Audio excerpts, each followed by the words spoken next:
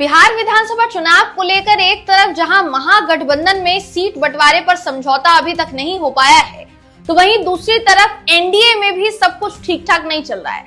अभी तक एनडीए की तरफ से ये निर्णय नहीं लिया जा सका है कि चिराग पासवान विधानसभा चुनाव लड़ेंगे कि नहीं।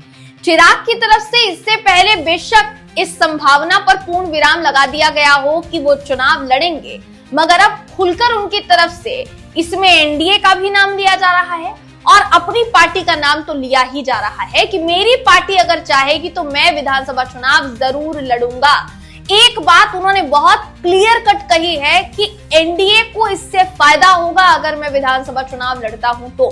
लेकिन क्या एनडीए ऐसा चाहती है? क्या बीजेपी ऐसा चाहती है? क्या बाकी के दल ऐसा चाहते हैं? इस खबर में आपको बताएंगे चिराग पासवान का बयान कितना अहम है और उन्होंने अपने बयान से किस कदर खलबली मचा दी है। नमस्कार, मेरा नाम है जयंती झा और आप देख रहे हैं भारत वॉइस। चिराग पासवान अपने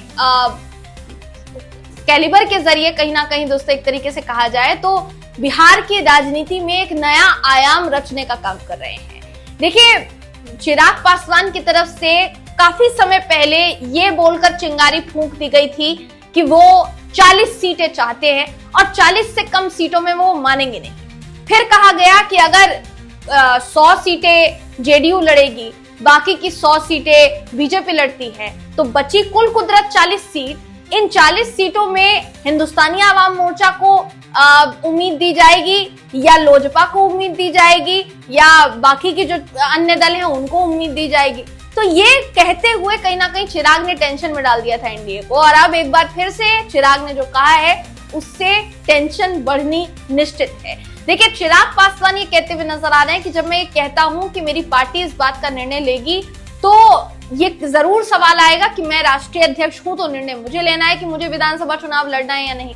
लेकिन मैं ये इसलिए कह रहा हूं कि मेरी पार्टी ये निर्णय लेगी क्योंकि मेरे कार्यकर्ता, मेरी पार्टी के वरिष्ठ नेता अगर ये चाहेंगे कि मैं चुनाव लड़ूं तो मैं चुनाव लड़ूंगा। फिलहाल सर्वे करवाया जा रहा है एनडीए की तरफ से भी और मेरी पार्टी के नेताओं की तरफ से भी कि क्या सही होगा, क्या अभी विधानसभा चुनाव लड़ना ठीक होगा। और अगर सर्वे में ये बात सामने आती है कि चुनाव लड़ना सही होगा तो मैं बेशक चुनाव लड़ूंगा। मगर ये कहने के साथ साथ कि वो चुनाव लड़ेंगे, उन्होंने इस बात पर भी जोर दिया कि उनकी पार्टी अगर ये चाहती है कि उनकी पार्टी का नेता यानी चिराग पासवान सीएम बने तो इसमें कोई गलत बात नहीं है। देखिए, सीएम को लेकर कुर्सी खाली नहीं है और जेडीयू जो है लगातार ये कह रही है कि सीएम तो नीतीश कुमार ही बनेंगे।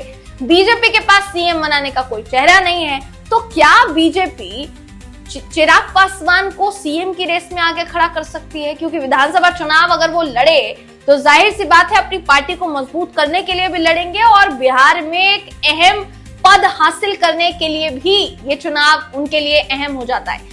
इसलिए माना जा रहा है कि चिराग कुछ बड़ा खेल खेलने वाले और इस खेल से टेंशन में बीजेपी ही आएगी, एनडीए ही आएगी। देखिए, उन्होंने कहा क्या, जरा आपको बिना देर के मैं बता देती हूँ। उन्होंने एनडीटीवी को इंटरव्यू दिया और एनडीटीवी को दिए इंटरव्यू में उनका कहना है कि मेरी लड़ाई ही दलित कहे जाने को लेकर है। मैं पढ़े लिखे परिवार से आता हूँ, जहां जहां जा रहा हूं वहां मैंने कभी इतनी कड़ी जातिगत व्यवस्था मैंने नहीं देखी, लेकिन बिहार में मैंने ये देखा है। मुझे बिहार में कभी कोई बिहारी नहीं मिला, यहाँ हर कोई जाति में बटा हुआ है।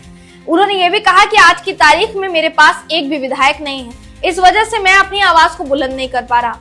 राज्य मुझे मेरी पार्टी को और मजबूत करना है। मैं केंद्र में अपनी राय रखता हूं, लेकिन बिहार विधानसभा में मेरी पार्टी का कोई उम्मीदवार नहीं है।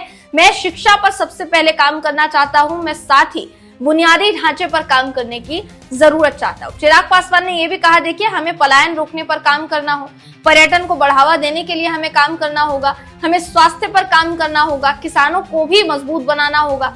वो ये भी कहते हैं कि तेजस्वी से खुद की तुलना ही होनी बहुत बड़ी बात है। मैं इससे बेहद खुश हूँ, ऐसा इसलिए क्योंकि मेरे पास तो बिहार में एक भी विधायक नहीं है। तेजस्वी तो विपक्ष के नेता हैं, उनके परिवार से 2 मुख्यमंत्री रहे हैं। मुझे तेजस्वी से तुलना किए जाने में कोई दुख नहीं होता। यानी एक तरीके से कहा जाए तेजस्वी की तारीफ भी कर रहे हैं, ये भी कह रहे हैं कि मैं चुनाव लड़ना चाहता हूँ और ये भी कह रहे हैं कि अगर पार्टी के नेता ये चाहते हैं कि मैं सीएम बनूं तो इसमें कोई गलत बात नहीं है। अपने नेताओं के बारे में अगर कोई अच्छा सोच रहा है तो इसमें कुछ गलत बात नहीं है।